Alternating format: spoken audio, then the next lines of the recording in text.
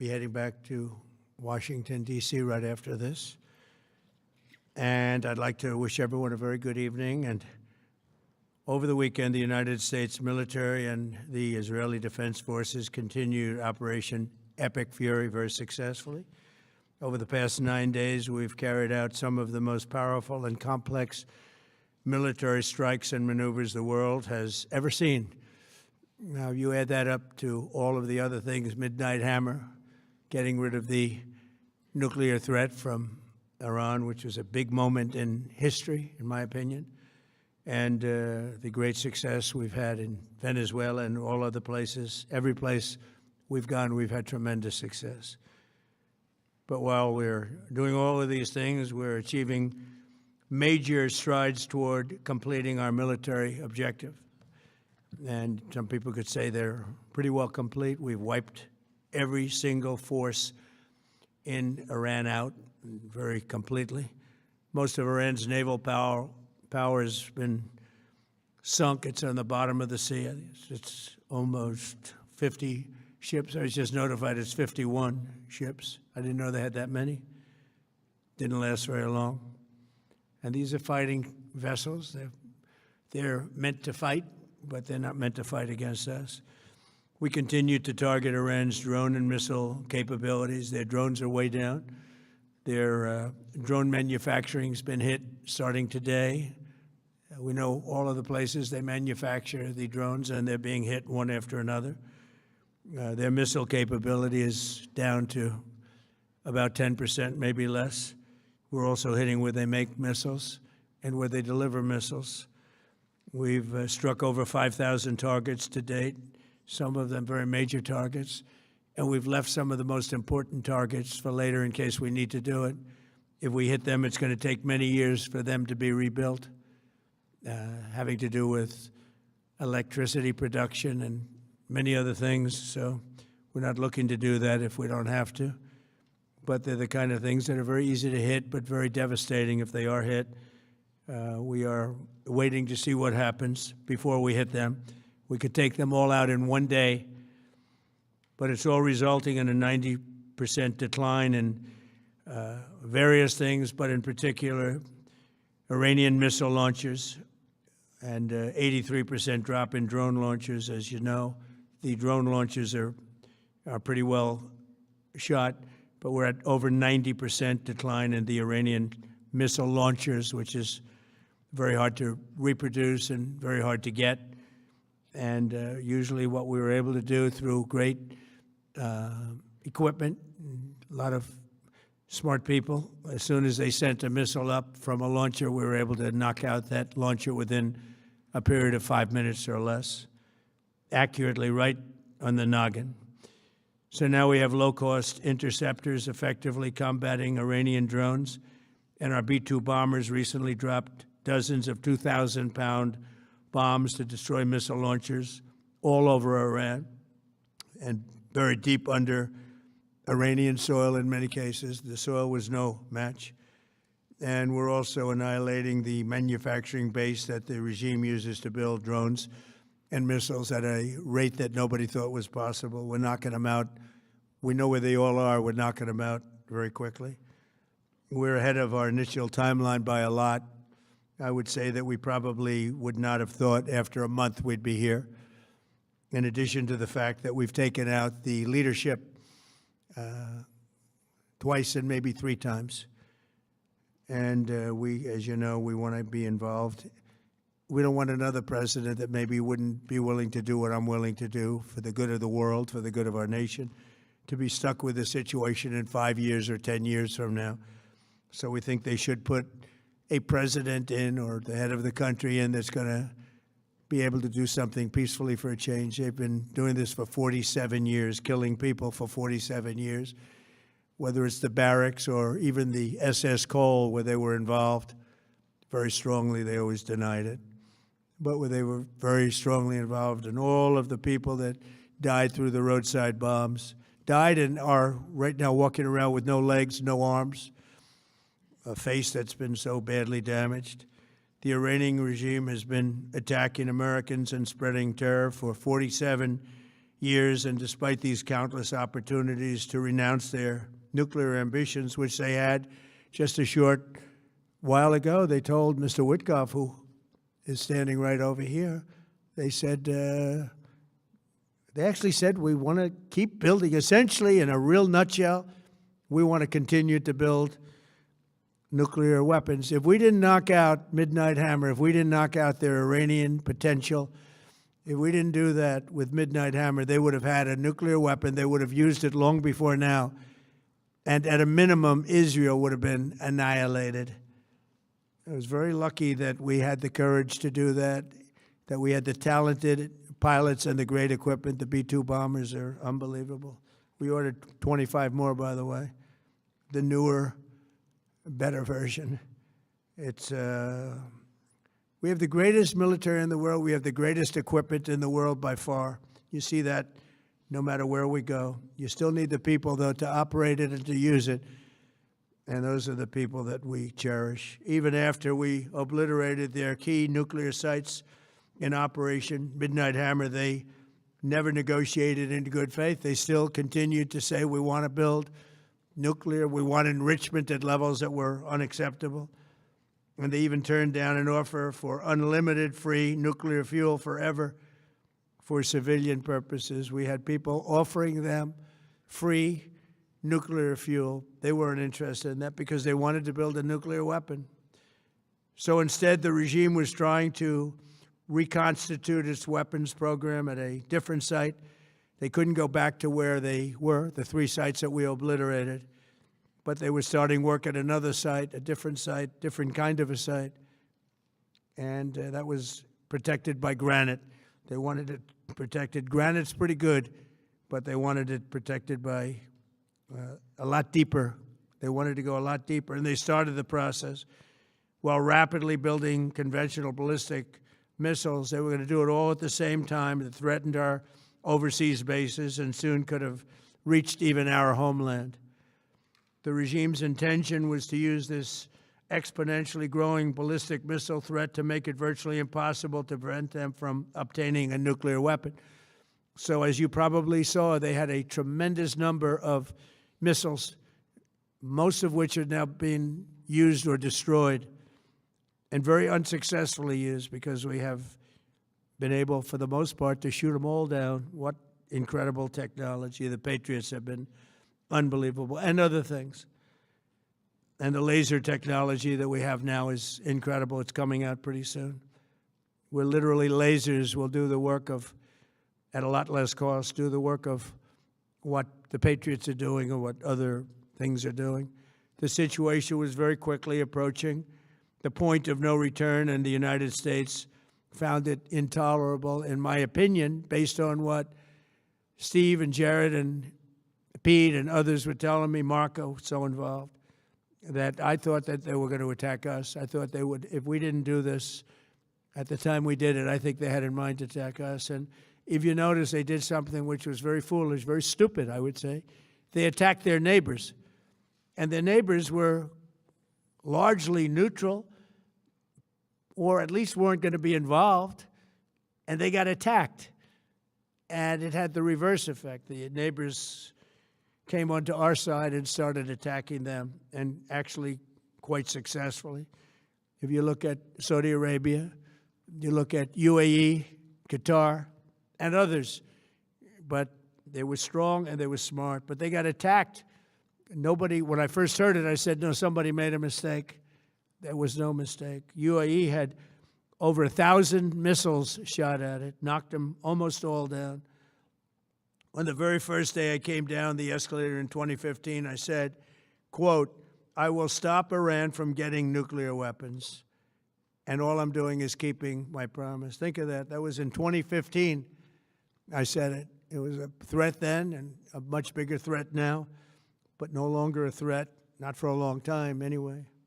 We want to keep it that way. As we continue Operation Epic Fury, we're also focused on keeping energy and oil flowing to the world, and I will not allow a terrorist regime to hold the world hostage and attempt to stop the globe's oil supply, and if Iran does anything to do that, they'll get hit at a much, much harder level. I will take out those targets that were easy and that I mentioned just before. We'll take them out so quickly, they'll never be able to recover, ever. If they want to play that game, they better not play that game. In the long run, oil supplies will be dramatically more secure without the threat of Iranian ships, drones, missiles, nuclear menace, or anything. So the Strait of Hormuz is going to remain safe. We have a lot of Navy ships there. We have the best equipment in the world, inspecting for mines. Again, most of their ships are down at the bottom of the sea, but we will hit them so hard that it will not be possible for them or anybody else helping them to ever recover that section of the world if they do anything. In recent years, the regime and its terror proxies have launched attacks on hundreds of commercial vessels. We're putting an end to all of this threat once and for all, and the result will be lower oil prices, oil and gas prices for American families. We've done that. We've done it. We brought it very low. This was just an excursion into something that had to be done. We're getting very close to finishing that, too. In the meantime, during this brief disruption, the United States is offering political risk insurance to any tankers operating in the Gulf. So we're putting up risk insurance. We'll perhaps go alongside of them for protection. We don't think it'll be necessary if it is. And if they do anything, the price will be incalculable. It will be so great that they will have wished they never did it, because you have to keep the straits flowing. With all of that, it affects other countries much more than it does the United States. It doesn't really affect us. We have so much oil. We have tremendous oil and gas, much more than we need. We have Venezuela now as our new partner, great partner. They've worked out so wonderful. We're working with the administration, the president, and it's a massive source of oil, gas, everything. But we're in a very good position, but very unfair to other parts of the world, like China as an example. I mean, we're doing this for the other parts of the world, including countries like China. They get a lot of their oil through the straits. So we're doing this. We have a very good relationship with President Xi in China. I'm going there in a short period of time, and we're protecting the world from what these lunatics are trying to do, and very successfully, I might add. We're also waiving certain oil-related sanctions to reduce prices. So we have sanctions on some countries. We're going to take those sanctions off till this straightens out. Then who knows, maybe we won't have to put them on. There'll be so much peace. But when the time comes, the U.S. Navy and its partners will escort tankers through the strait if needed. I hope it's not going to be needed, but if it's needed, we'll escort them right through. And we have the greatest mine-sweeping ability. We have the greatest ships, and all of we know exactly where they're placed. We'll get them out of there very fast, but we hope we don't have any of that. And again, if they do that, if they play that game, we're going to hit them at a level that they have not seen before. So we're winning very decisively. We're way ahead of schedule. Our military is the greatest in the world, with the greatest equipment and the greatest people in the world. Nobody's ever seen anything like it. Iran's a very powerful country. They were going to take over the Middle East. If we did not hit them, they were going to take over the Middle East. They had thousands and thousands. Since their last hit, they had thousands and thousands of missiles and everything else. Most are now destroyed. But they were going to take over the Middle East. Those weapons were aimed at Middle Eastern countries that had nothing to do with this. They were going to take over the Middle East, and they were going to try and destroy Israel. So we stopped it with good timing, and we're very proud to be involved in this, and it's going to be ended soon. And if it starts up again, they'll be hit even harder. Thank you very much for being here. Go ahead. Any questions? Thank you so much. Go ahead. Do you approve of Iran's new supreme leader? And secondly, can you tell us more about your call with Russian President Vladimir Putin today? Yes. What did you discuss? Yes, I had a very good call with President Putin. We had a lot of people on the line from our side, from his side. We were talking about Ukraine, which is just a never-ending fight. And when look, there's tremendous hatred between President Putin and President Zelensky. They can't seem to get it together. But I think it was a positive call on that subject. And we obviously talked then about the Middle East. And he wants to be helpful. I said, you could be more helpful by getting the Ukraine-Russia war over with. That would be more helpful. But we had a very good talk, and he wants to be very constructive. Yeah, please. Yeah, please. Thank you, Mr. President. On Iran, you called it an excursion. You said it would be over soon. Are you thinking this week it will be over? No, Are you talking but soon. about days? I think soon. Okay, and with respect Very to... soon. Look, everything they have is gone, including their leadership. In fact, there are two levels of leadership, and even actually, as it turns out, more than that. But two levels of leadership are gone. Most people have never even heard about the leaders that they're talking about. So it's obviously been very, very powerful, very effective. To Cuba, you said that Cuba wants to make a deal. Yes. What would the United States get in return for that, and why should Americans trust Marco Rubio to negotiate it? Well, Marco Rubio is doing a great job. I think he's going to go down as the greatest Secretary of State in history. Look at what we've done as a presidency. Look at what we've done as an administration. They trust Marco, and so do the American people trust. He's been successful no matter where he's been. He also speaks the language, which is always nice and always helpful. But he's dealing, and it may be a friendly takeover. It may not be a friendly takeover. It wouldn't matter because they're down to, as they say, fumes. They have no energy. They have no money. They're in deep trouble on a humanitarian basis. And we don't want to see that, but they were very, very bad to a lot of people, as you know, and a lot of people living on the Cuban-American vote, which I got at record levels. Very important. Those people are very important to me. I know what they went through. They went through hell. Some of them have gone on to be some of the most successful people in the country. Cuban-American business people, some of them are like the most successful in the country. And a lot of them are friends of mine because I've been fighting this battle with them for a long time.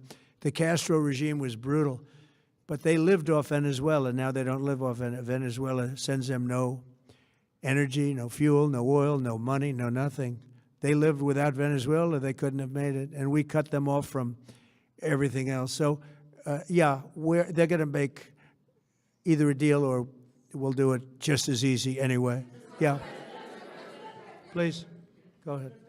There's footage that shows that an American missile strike and a Tomahawk missile likely destroyed that Iranian girls' school. So will the U.S. accept any responsibility Well, I for that haven't strike? seen it, and I will say that the Tomahawk, which is one of the most powerful weapons around, is used by, is sold and used by other countries, you know that. And whether it's Iran, who also has some Tomahawks, I wish they had more, but whether it's Iran or somebody else, the fact that a Tomahawk is very generic, it's sold to other countries, but that's being investigated right now. Yeah, please. Thank you. Mr. President, you've said the war is, quote, very complete, but your defense secretary says this is just the beginning. So which is it, and how long should Americans be prepared Well, I think for you could this war say to it last both. for? It's the beginning of building a new country, but they have no Navy, they have no Air Force, they have no anti-aircraft equipment. It's all been blown up. They have no radar, they have no telecommunications, and they have no leadership. It's all gone. So, you could look at that statement. We could call it a tremendous success right now as we leave here. I could call it, or we could go further, and we're going to go further. But the big risk on that war has been over for 3 days. We wiped them out in the first 2 days. When you think about it, it's incredible. We wiped out a big Navy, very powerful Navy.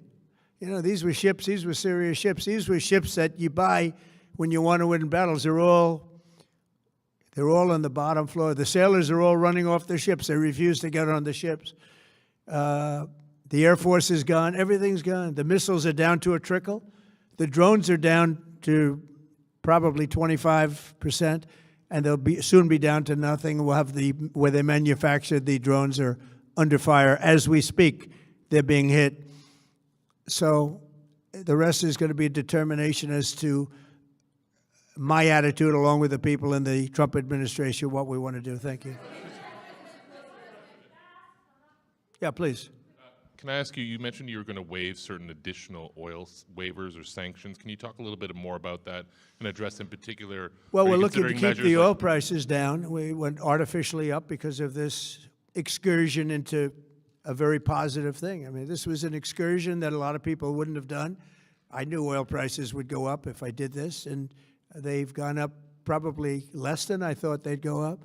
But I don't think anybody thought we were going to be this quickly successful. This was a military success, the likes of which people haven't seen. We have the best military. We have the best equipment. We have, I believe, the best generals. We have the best. And this went very quickly. We talked about that with President Putin. He was very impressed with what he saw because nobody's ever seen anything quite like it. You know, Iran was a very powerful military country with all of the missiles. Now, you had the double attack. You had the original attack with us and Israel, and that knocked them for a loop. Then you had the B-2 bombers, which took out their nuclear capability, and they would have had a nuclear weapon within 2 weeks to 4 weeks. And they would have used it long before this press conference, and we might have had a much different press conference if we had a press conference at all. But it's been amazing. The military success that we've had is truly unprecedented. You've told your congressional colleagues that you will not sign any piece of legislation until the Save America Act is passed. Does that include the confirmation of Senator Mullen as your next DHS secretary? Does that mean a DHS funding bill? And Senator Thune said today it's not a matter of whether or not your Republican colleagues agree with the policy, it's about changing the process. In other words, getting rid of the filibuster to get there. So in order to get it, you're going to need Democrat votes. And what we're saying is the Save America, not the SAVE Act, which nobody knew what it was, the Save America Act, the Save America Act. And that's voter ID. We want voter ID. We want to be able to see a picture of the voter. We want to be able to see that the voter is legitimate. We want, very importantly, confirmation that this voter is a citizen of the United States of America, and we want no mail-in ballot scams. So we have exceptions for the military, for sick, for disabled, and for people that are away, business trips or whatever. Even vacations will be very liberal in that. We've added 2 things to it: no men in women's sports and no transgender mutilization of our children. We don't want it's mutilization of our children, and we don't want that. So we added those 2 things. That's the 5 points. We have 5 very good points. It polls at 86% with Democrats. Think of that. The overall vote is 86%. With Republicans, it's 98%. And the only one opposed to it is a Democrat leadership because they cheat. They want to cheat. So we added those 2 points. We're going for the gold, and we're going to have to fight like hell. Now, certain things will happen. Certain things will take place. I'm here to do a great job for the country. But we don't have a country if we're going to have elections that are so corrupt and so dishonest like we've witnessed over the last period of time. You know, as an example, virtually nobody has a system of mail-in ballots like we have. No other country in the world. France went away from it. They all went, you know why? Because it's corrupt. And Jimmy Carter, when he had a commission, frankly, I think it's probably the best thing Jimmy Carter did. He said, you can't have mail-in voting because it's inherently dishonest. And it's turned out to be totally dishonest, so we're going to fight for it. Yeah.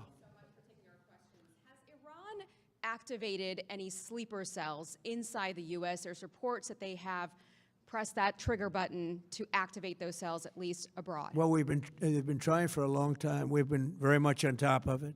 One of the things we have to do is get the Democrats to stop the Democrat shutdown, because, as you know, the apparatus that looks into that, Schumer and the Democrats have shut it down.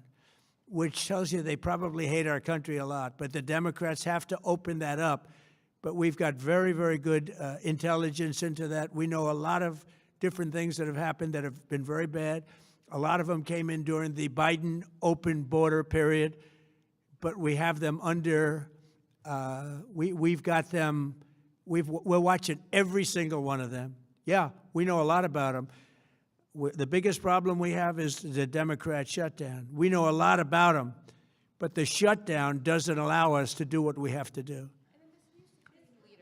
Do you have to take him out? Does he have a target on his back? You mean the new supreme leader? You mean the son? How can there be an Iran with Well, another I Ayatollah? don't want to say that, but you know, I was disappointed because we think it's going to lead to just more of the same problem for the country. So I was disappointed to see their choice. Thank you, sir. You've said you have someone in mind to be the new Iranian leadership, if not the Ayatollah's son. What are you looking for in that person? Are you looking at someone internal, given that you just said that their leadership has been I decimated like the and idea wiped of, out? you know, internal and eternal, come to think of it. But I like the idea of internal because it works well. I mean, I think we've proven that so far in Venezuela. We have a woman, Delcy, who has been, you know, president of the country, very respected, she's doing a great job. And it's, you know, no disruption. We had, as you remember, Iraq, where everybody got fired. The military got fired, the police got fired, the politicians got fired. There was nobody. And you know what they turned into? ISIS. And we don't want that. We don't want that. So I would like to see people that are inside go. Now, they talk about the son of the Shah. They talk about other people. But, you know, hasn't been there in many, many years. We have a formula that's been very good so far, and I think it'll continue to be good. The relationship is extraordinary with Venezuela, smart country. We've taken out 100 million barrels of oil. It's right now in Houston being taken care of and made so beautiful. And you have to see this at work. They have, it's brought to the refineries. It's being refined in Houston, which is made exactly for that product. And so far, but it's 100 million barrels of oil, and now they have another 100 million barrels coming. And it's like a partnership. We're getting along so well with them. It's great for Venezuela, and it's great for the United States. Yeah, please go ahead. Mr. President, you just suggested that Iran somehow got its hands on a Tomahawk and bombed its own elementary school on the first day of the war. But you're the only person in your government saying this. Even your defense secretary wouldn't say that when he was asked, standing over your shoulder on your plane on Saturday. Why are you the only person saying this? Because I just don't know enough about it. I think it's something that I was told is under investigation. But Tomahawks are used by others, as you know. Numerous other nations have Tomahawks. They buy them from us. But I will certainly, whatever the report shows, I'm willing to live with that report. Yeah, please. You said earlier that we've already won in many ways, but we haven't won enough. What do you consider enough? What's your baseline? Where they're this not going to conflict? be starting the following day to develop a nuclear weapon. Where they'll look at that man and some other people from the administration and say, all right, we're not going to do it. They were not willing to say that. And when Steve called up and he said that to me, I said, well, here we go. Let's do it the hard way. But the hard way, I think, is probably the easy way. When basically I can see that they will no longer have any capacity whatsoever for a very long period of time of developing weaponry that could be used against the United States, Israel, or any of our allies. We have great allies in the Middle East, great countries that are allies. And they were staying out of it until they got hit. Someday they'll have to do a story. Why did he do that? Why did they do that? But they were going to hit them. If I didn't hit them first, they were going to hit our allies first. I believe, upon information and belief, but I believe that he was going to, they were going to take over the Middle East. They were looking to take over the Middle East. Now, had Operation Midnight Hammer not taken place, that was definite, because they would have had a nuclear weapon within a matter of weeks. But that took place. That was a setback. But look at the number of missiles they were able to buy and make over the last 6 months. And those missiles were aimed at various countries. And when you look at over 1,000 missiles shot at like UAE, they were looking to take over the Middle East. We got there first. We're lucky. I'll tell you what, the Middle East and those countries, very rich countries, are very lucky that I was president instead of somebody else.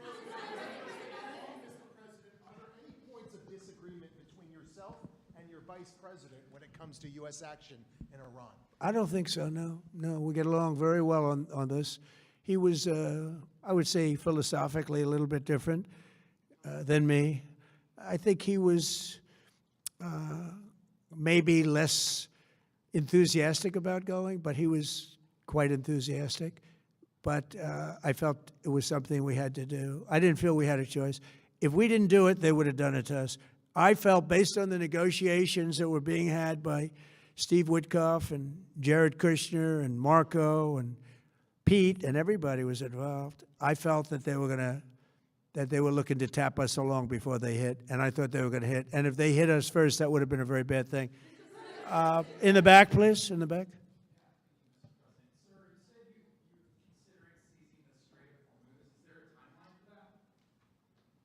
About the Strait, you mean? Yeah, well, I want to keep it open. I want to keep it good. You know, it doesn't pertain to us so much as it does to China. We're really helping China here and other countries because they get a lot of their energy from the Straits. But, hey, look, we have a good relationship with China. It's my honor to do it. Yeah. You have called him an unacceptable choice. So does he have a target on his back? And how can you say I don't want to say whether or not he does because that would be inappropriate. But, hey, look, I had a target on my back because, as you people wrote pretty well, they caught the assassin that was after me. So we just got them first. But they caught the assassin. They have him now in custody that was after me. So, you know, but people don't like to mention that, but they did catch him. And I'd like to congratulate our military, Secret Service, FBI, all of the people that worked on that, but they did. Yeah, please. Go ahead. No, go ahead, please. Thank you, Mr. President. You promised the Iranian people you would help them, but it sounds like you're willing to end this fight after your military objectives have wrapped up. Isn't that a betrayal of the people? Will I help them?